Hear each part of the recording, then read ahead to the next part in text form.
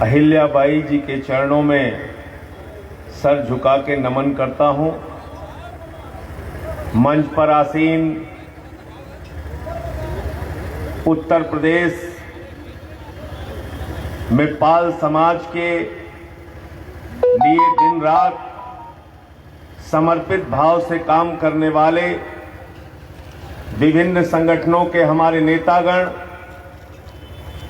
आदरणीय विजेश प्रताप सिंह पाल जी, आदरणीय RB Pal ji, SS Pal ji, BD पाली जी, Rajesh Pal ji, advocate Shrikant Pal ji, कमल पाल जी, विकास पाल जी, साहिल Pal ji, advocate Devnarayan Pal ji, Ram बाबू पाल जी, गंगाराम पाल जी, राजा राम पाल जी, बाबू राम पाल जी, राम सेवक जी, मेवाराम पाल जी, डॉक्टर विजय पाल जी, कुणाल पाल जी, पारुल पाल, अभिषेक पाल, सर्वेश पाल, सुरेंद्र पाल जी, सुरेश पाल जी, भगवती प्रसाद जी, भरत राम योगी जी, शिव प्रसाद पाल जी, राम गोविंद जी, देव नारायण जी, उत्तन पाल जी, आप सभी को पाल समाज के इन तमाम उस स्वाभिमान को आज जगाने के लिए आए हुए आप सभी अतिथियों का सर झुका के नमन करता हूं, स्वागत करता हूं, अभिनंदन करता हूं।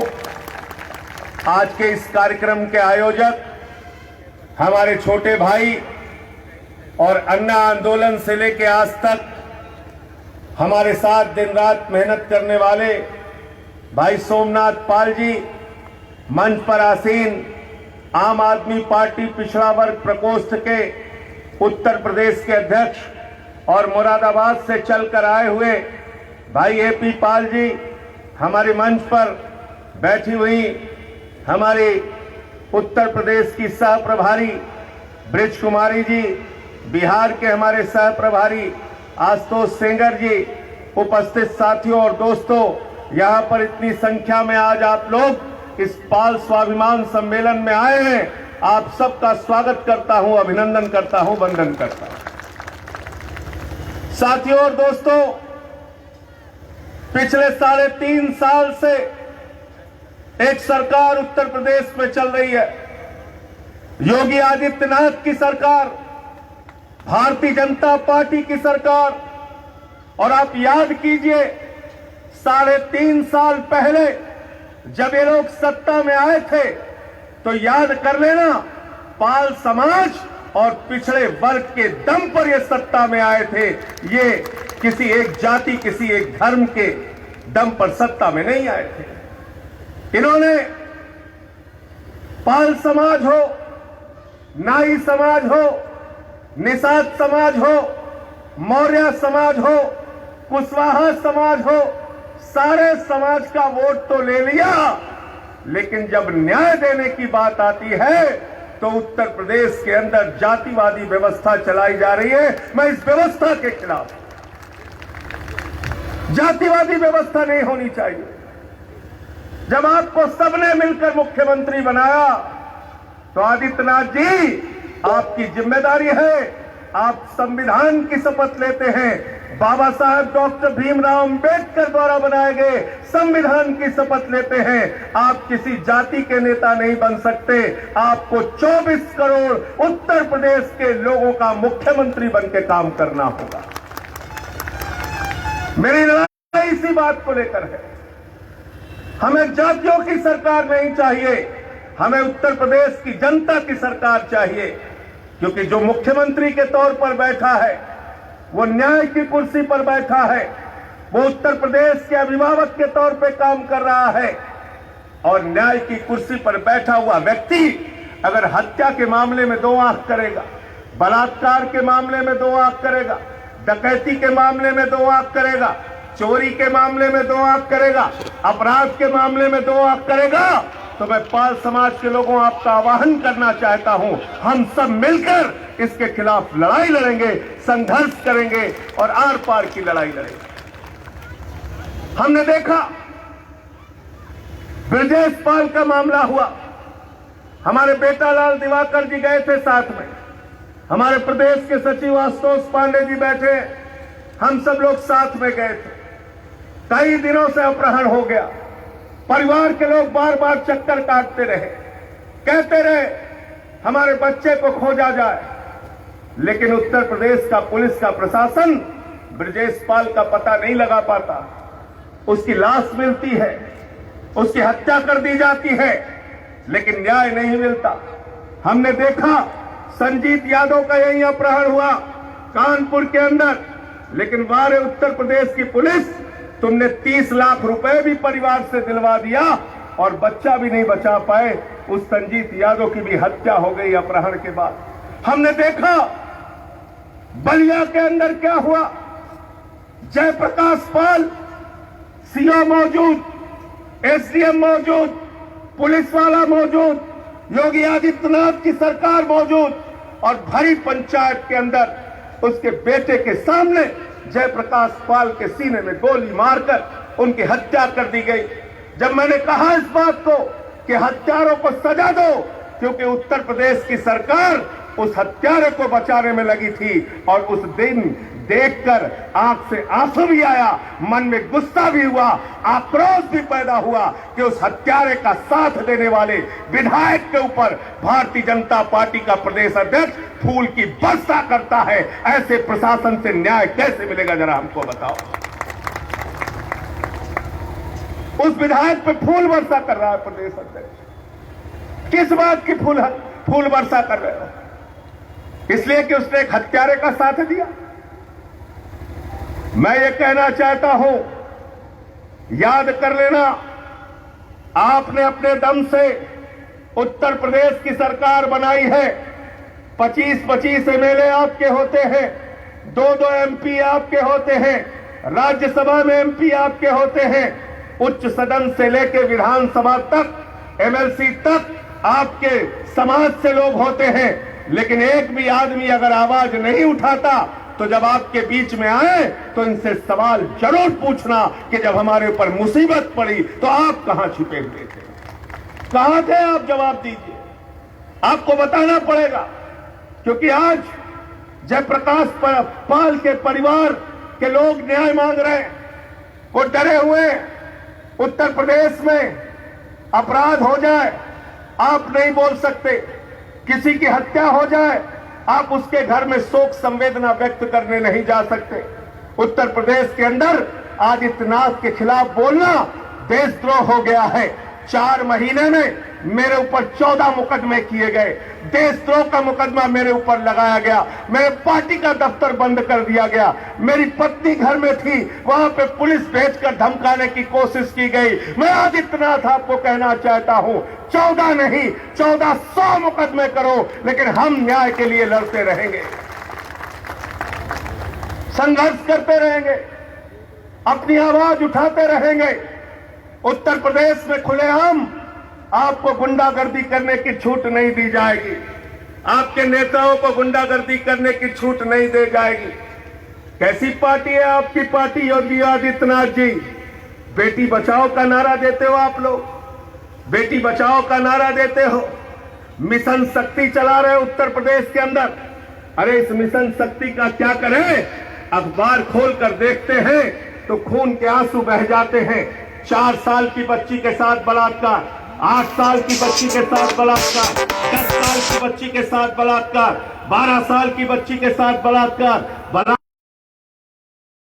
ऐसी नृशंस हत्या के मामले सामने आ रहे हैं, लेकिन उत्तर प्रदेश के बैठे हुए मुख्यमंत्री के मुंह से एक आवाज उनके लिए नहीं निकलती। मैं पूछना चाहता हूं, बताओ हमें, जब वाल्मीकि समाज की एक बच्ची का हाथरस में बलात्कार हुआ, उसके गले की हड्डी तोड़ दी गई, अलीगढ़ मेडिकल कॉलेज की रिपोर्ट आ गई कि रेप हुआ है, उसके बावजूद उन बलात्कारियों के पक्ष में अगर खड़े होते हो तो हमें सवाल उठाना चाहिए कि नहीं उठाना चाहिए? मैं आपसे पूछना चाहता हूं। हमें बोलना पड़ेगा, आवाज उठानी पड़ेगी इन अत्याचारों के खिलाफ। मैं गया था हाथरस, हमारे साथी भी साथ में थे, सोमनाथ पाल जी भी गए थे, वहां हमारे ऊपर हमला करा रहे हो, स्याही फिकवा रहे हो आदित्यनाथ जी। ये बदर घुड़की किसी और को दिखाना आदित्यनाथ जी, मैं आपसे कहना चाहता हूं, जो एक काली स्याही फेंककर अपने काले कारनामों को छुपाने की कोशिश कर रहे हो, इसी काली स्याही से तुम्हारा काला इतिहास लिखने का काम करूंगा, इसी काली स्याही से।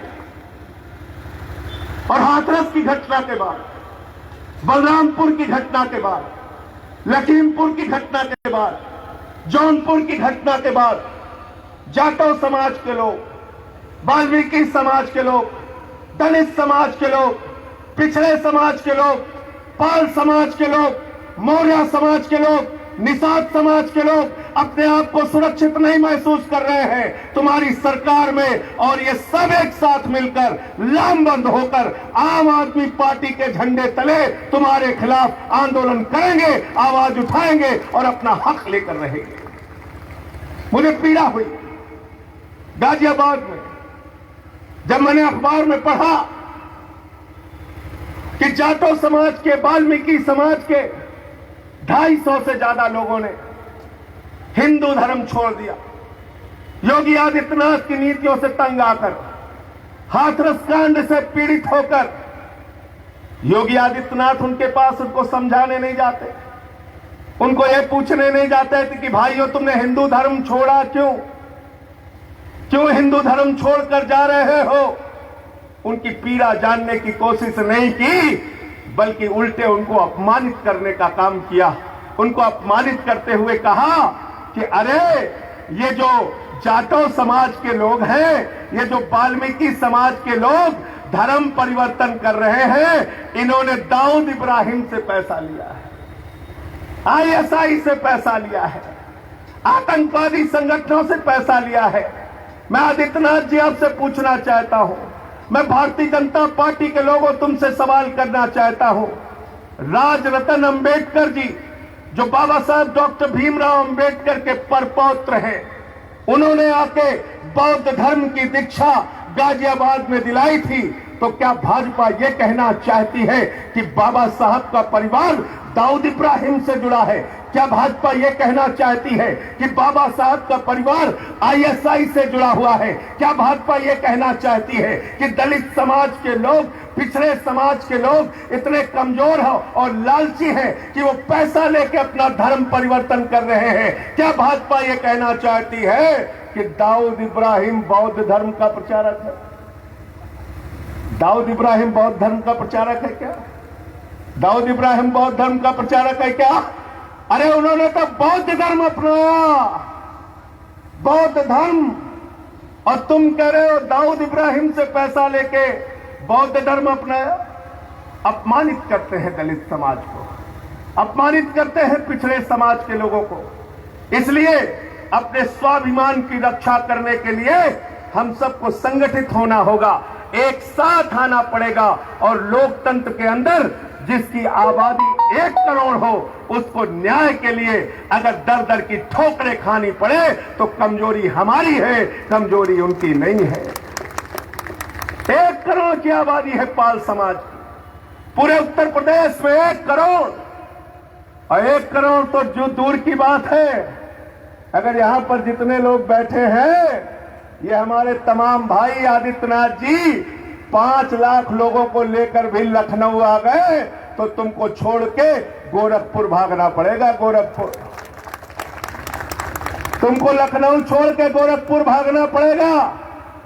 इसलिए जनता की एकता, जनता की पीड़ा, जनता के संगठन, जनता की मांगों पर ध्यान दो, उसको सुनो, उसका समाधान करो। अहंकार में जिंदगी मत जियो। आज आम आदमी पार्टी जिससे हम लोगों का ताल्लुक है, जाकर दिल्ली में हमारे काम को देख लीजिए। जो काम केजरीवाल जी की सरकार कर रही है, उससे समाज के अंतिम आदमी को सबसे अधिक लाभ है। एक ऐसी सरकार दिल्ली में चल रही है जिस सरकार ने 200 यूनिट बिजली फ्री देने का काम किया, 400 यूनिट बिजली आधे दाम पे देने का काम किया। आज उत्तर प्रदेश में स्मार्ट मीटर के नाम पर घोटाला हो रहा है। मीटर आपका 30% तेजी से भागता है, मीटर 30% ज्यादा दाम आपका लेता है। पिछले 2 साल से उत्तर प्रदेश की जनता से 30% बिजली का दाम ज्यादा लिया गया है। हम लोग कह रहे हैं ये 30% पैसा ब्याज सहित वापस करो, वरना तुम्हारे खिलाफ आंदोलन छेड़ने का काम आम आदमी पार्टी करेगी। 200 यूनिट बिजली फ्री दिल्ली में देते हैं। जब केजरीवाल जी मुख्यमंत्री बने, सरकारी स्कूलों का दौरा करने गए। मनीष सिसोदिया जी भी साथ में थे। जाके पूछते थे बच्चे कहां बैठते हैं, तो बताया जाता था इसी टाट पट्टी पे बैठते हैं। बच्चियां कहां टॉयलेट जाती हैं, तो बताया जाता था स्कूल में तो टॉयलेट है नहीं। लैब किधर है, तो पता चलता था उसमें मकड़ी के जाले लगे हैं। जिन स्कूलों में मकड़ी के जाले लगे हुए थे साथियों और दोस्तों, आज उन सरकारी स्कूलों में आपके बच्चों की पढ़ाई के लिए एयर कंडीशन कमरा बनवाने का काम अरविंद केजरीवाल की सरकार ने किया। कोई गरीब आदमी, ऑटो वाले का लड़का, रिक्शे वाले का लड़का, रेहड़ी पटरी लगाने वाला कल्पना नहीं कर सकता था कि हमारा बच्चा किसी बड़े इंग्लिश मीडियम स्कूल में पढ़ेगा। लेकिन GD Goenka modern school, Sardar Patel, बड़े बड़े स्कूलों में आज गरीब आदमी का बच्चा दिल्ली के अंदर आम आदमी पार्टी और अरविंद केजरीवाल की सरकार के राज में पढ़ रहा है। जाकर देखिए, वहां सरकारी स्कूलों में एथलीट के ग्राउंड, हॉकी के ग्राउंड, वहां सरकारी स्कूलों में स्विमिंग पूल का निर्माण हुआ है। दिल्ली की सरकार ने हर मोहल्ले के अंदर मोहल्ला क्लिनिक बनाया। मोहल्ले में मोहल्ला क्लिनिक बनाकर 200 तरह की जांच वहां फ्री होती है। अल्ट्रासाउंड वहां फ्री होता है। एमआरआई दिल्ली में फ्री होता है। और दिल्ली के अंदर अगर 30 दिन से ज्यादा आपको ऑपरेशन की डेट मिल गई तो बाहर जाके प्राइवेट में ऑपरेशन करा लो, उसका पैसा अरविंद केजरीवाल की सरकार देती है। दिल्ली की सरकार ने विधवाओं की पेंशन 2 गुना की, दिव्यांगों की पेंशन 2 गुना की, बुजुर्गों की पेंशन 2 गुना की, गेस्ट टीचर की तनख्वाह 2 गुना की। दिल्ली की सरकार ने मोहल्ला क्लिनिक बनाकर, स्कूल बना के, फ्लाईओवर बना के, 5 फ्लाईओवर के निर्माण में 150 करोड़ रुपए बचाने का काम किया। बाबा की सरकार में तो पुल बनता नहीं, पैसा निकल जाता है। वहां पुल बनता है तो पैसा बचाया जाता है। और इसीलिए हमने मुनाफे का बजट दिया। 60,000 करोड़ का बजट हो गया दिल्ली का। जब आए थे तो 30,000 करोड़ का था। यानी इतना काम करने के बाद भी मुनाफे का बजट अगर दिल्ली की सरकार दे रही है, इसका मतलब आपके पैसे का, आपके टैक्स के पैसे का ईमानदारी से इस्तेमाल करके आपकी सेवा कर रही है। और आदित्यनाथ की सरकार आपके पैसे में ऑक्सीमीटर की दलाली खा रही है, थर्मोमीटर की दलाली खा रही है, भ्रष्टाचार कर रही है और बिजली का दाम बढ़ाने का काम कर रही है। तो ईमानदार सरकार रहेगी तो बिजली मुफ्त मिलेगी। ईमानदार सरकार रहेगी तो पानी मुफ्त मिलेगा। ईमानदार सरकार रहेगी तो पेंशन 2 गुना हो जाएगी। ईमानदार सरकार रहेगी तो सड़कें मिलेंगी, फ्लाईओवर मिलेगा। और भ्रष्टाचारी सरकार रहेगी तो शिक्षक भर्ती का घोटाला होगा। हमारे नौजवान साथी यहां मौजूद हैं। 69,000 शिक्षकों की भर्ती में घोटाला कर लिया। 69,000। कहते हैं भगवान श्री राम के नाम पे सरकार चला रहे हैं। राम राज्य है उत्तर प्रदेश में। अरे भगवान श्री राम ने आपको घोटाला करने के लिए कहा है क्या आदित्यनाथ जी? किसने कहा आपको घोटाला करने के लिए? किसने कहा आपको भ्रष्टाचार करने के लिए? किसने कहा आपको भेदभाव करने के लिए? अरे प्रभु श्री राम के आदर्श को जरा पढ़ लेना। भगवान श्री राम को केवट ने नैया से नदी पार कराई, निषाद राज ने उनका साथ दिया, भालुओं ने, बानरों ने सेना बनाकर, नल नील की सेना बनाकर उन्होंने रावण का नाश किया। और तुम अपनी ही जनता के साथ भेदभाव करते हो, तुम राम के आदर्श को मानने वाले नहीं हो। इसलिए साथियों और दोस्तों, मैं आपसे कहना चाहता हूं, एकजुट हो जाइए, संगठित हो जाइए और हम सबको मिलकर अपने हक, अपने अधिकार के लिए लड़ाई लड़नी है। और इसलिए लड़ाई लड़नी है कि सत्ता आज चंद लोगों के कब्जे में पूरे हिंदुस्तान में है। पूरब से लेकर पश्चिम तक, उत्तर से लेकर दक्षिण तक चंद परिवारों ने हिंदुस्तान की राजनीति पे कब्जा कर लिया है। उस राजनीति को उन परिवारों से मुक्त कराने का काम हमको और आपको करना है।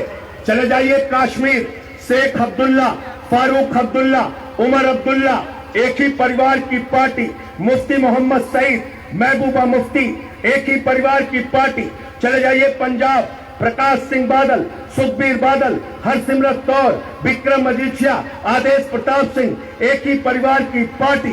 चले जाइए महाराष्ट्र, बाल ठाकरे, उद्धव ठाकरे, आदित्य ठाकरे, एक ही परिवार की पार्टी।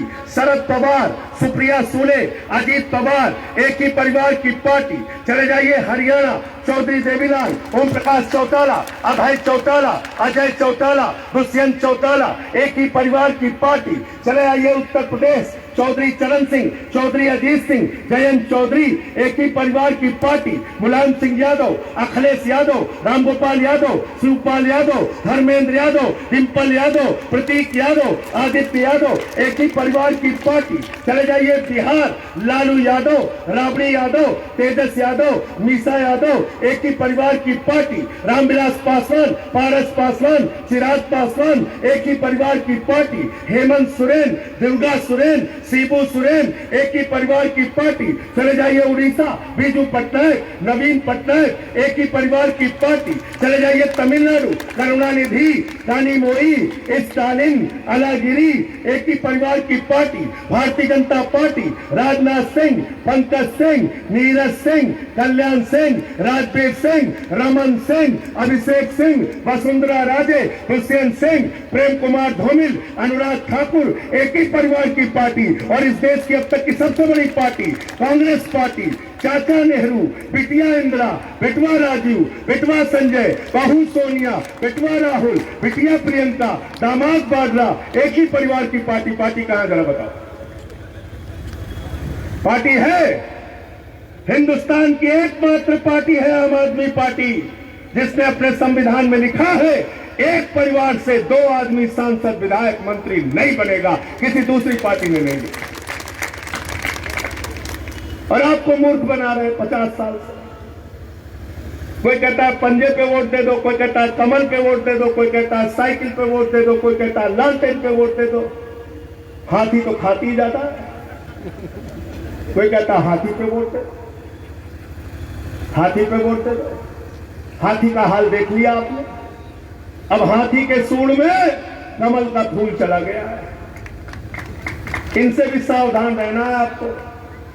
इसलिए इन प्राइवेट लिमिटेड कंपनियों को अगर बंद कराना चाहते हो और आम आदमी की सरकार लाना चाहते हो, जो सरकार आपके हक में, आपके लिए, आपके बच्चे के लिए, आपके भविष्य के लिए काम करे, तो आम आदमी पार्टी के साथ आइए। हम सब मिलकर लड़ेंगे, एक साथ मिलकर संघर्ष करेंगे। हम देखना चाहते हैं कितने मुकदमे लिखे जाएंगे, कितना जेल भेजा जाएगा। हम देखना चाहते हैं। इस नफरत की राजनीति से हिंदुस्तान को बचाना है। ये कब तक मजहबी नशा बांटिएगा? ये कब तक मजहबी नशा बांटिएगा? ये उन्माद वाली हवा बांटिएगा? ये मंदिर, ये मस्जिद, शिवालय की जिनमें वतन ही ना होगा तो क्या बांटिएगा? क्या बांटोगे? जब ये देश नहीं बचेगा, जब हिंदुस्तान के टुकड़े टुकड़े कर दोगे तुम, क्या बांटना चाहते हो? और कहां से शुरू करें, कहां खत्म करें? वतन की जो हालत सुनाने लगेंगे तो पत्थर भी आंसू बहाने लगेंगे। वतन की जो हालत सुनाने लगेंगे तो पत्थर भी आंसू बहाने लगेंगे। अगर भीड़ में खो गई आदमियत तो उसे ढूंढने में जमाने लगेंगे। इंसानियत का, मानवता का, आदमियत का तर्क किया जा रहा है।